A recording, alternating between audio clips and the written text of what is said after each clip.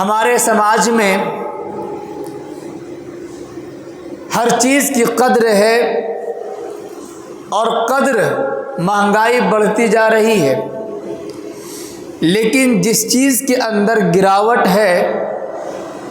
اس گراوٹ کا نام ہے علماء سے محبت۔ ہمارے سماج میں مہنگائی بڑھنے کی طرف علماء سے دوری بھی بڑھتی جا رہی ہے۔ ہمارے سماج میں جس طریقے سے نوجوان اپنے ماں باپ اور بوڑھوں کی تعظیم بھولتے جا رہے ہیں، اسی طریقے سے ہمارے عمر دراز طبقہ بھی علماء سے دور ہونے کے قریب ہے، اور نوجوان تو بہت زیادہ قریب ہے۔ اس لیے آج کے اس پروگرام میں قرآن و حدیث کی روشنی میں حضرات علماء کرام کے مقام و مرتبے کو بیان کیا جائے گا، علم کی کیا اہمیت و فضیلت ہے اور اہل علم کا کیا درجہ ہے، اور پیارے نبی صلی اللہ علیہ وسلم کی کیا رہنمائی ہے، اور ہمارے سماج میں کیا کچھ ہو رہا ہے۔ انشاءاللہ اس پر مکمل تفصیلی گفتگو ہوگی۔ سب سے پہلے آپ سمجھیے علم کے بارے میں قرآن کریم نے فرمایا هل يستوي الذين يعلمون والذين لا يعلمون، کیا وہ لوگ جو علم والے ہیں اور وہ لوگ جو علم والے نہیں ہیں، کیا دونوں برابر ہو سکتے ہیں؟ قرآن کریم نے ہم سے پوچھا، اور یہ سوال منفی انداز میں، نگیٹو انداز میں ہے، جس کا مطلب یہ ہے کہ جاننے والا اور نہ جاننے والا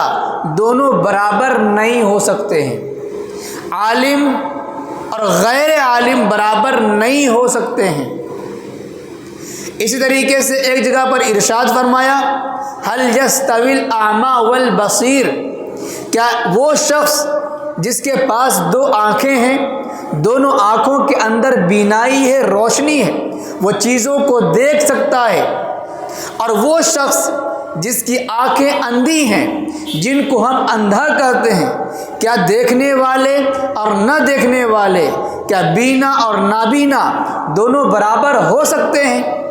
اس کا سیدھا جواب یہی ہے کہ بینا نابینا برابر نہیں ہو سکتے،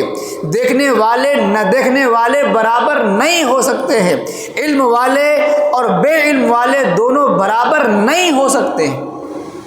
جب برابر نہیں ہو سکتے تو اسی سے اندازہ لگائیں کہ ہمارے سماج کے اندر دیکھنے والوں کی کیا اہمیت ہے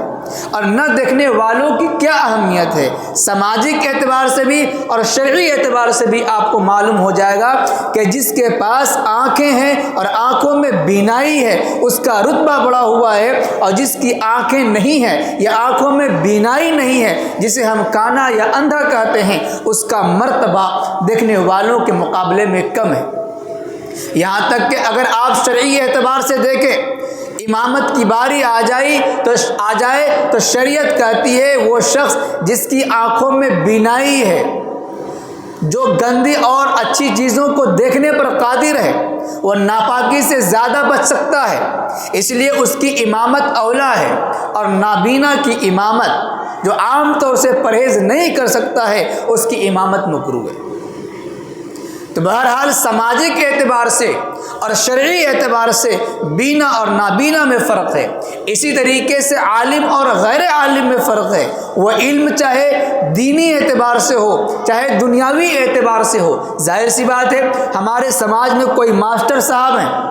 ہم اپنے بچوں کو، بھائیوں کو، بہنوں کو پڑھنے کے لیے ان کے پاس بھیجتے ہیں، سکھاتے ہیں کہ اپنے ٹیچر کا احترام کرنا، ماسٹر جی کا ادب و احترام کرنا۔ کیوں کہتے ہیں؟ اس لیے کہ ہمیں پتہ ہے کہ ماسٹر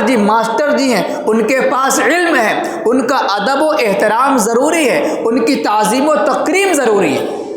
ہم یہاں پر نہیں دیکھے کہ ان کے پاس دنیاوی علم ہے یا دینی علم ہے، علم ہونے کی بنا پر ان کا مرتبہ بڑھ گیا، ان کا سماج میں ایک نام ہو گیا۔ اسی طریقے سے ایک عالم دین ہے،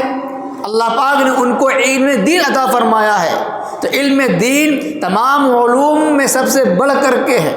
قرآن کا علم، قرآن کریم کا مرتبہ پوری دنیا کی تمام کتابوں سے بڑھ کر کے، تو ظاہر سی بات ہے جس کے پاس یہ علوم ہوں گے ان کے سینے بھی زیادہ قابل احترام ہوں گے۔ وہ شخصیت جنہوں نے اپنے سینوں کے اندر قرآن و حدیث کے علوم کو جمع کیا ہے ان کے درجات بھی بلند ہوں گے۔